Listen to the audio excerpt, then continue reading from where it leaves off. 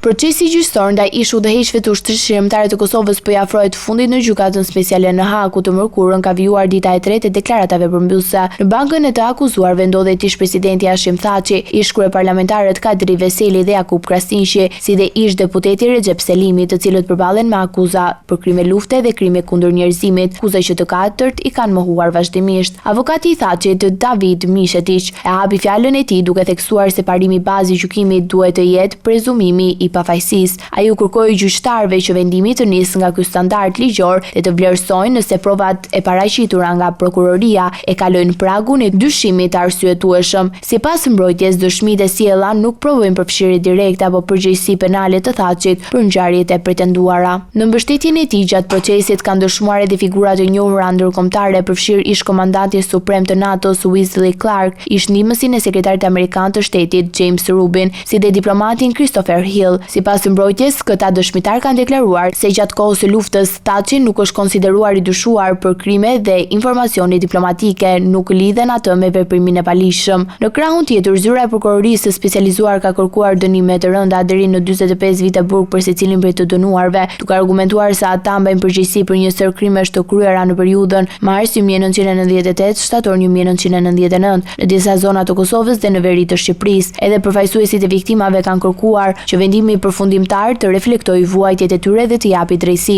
Pas përfundimit të deklaratave përmbyllëse, çështja do të kalojë për shërtim trupi gjykues. Gjyqtarët kanë afat deri në 3 muaj për të shpallur vendimin ose për të kërkuar zgjatje të afatit, në një proces që mbetet ndër më të rëndësishmit dhe më të ndjekurit për historinë e luftës në Kosovë.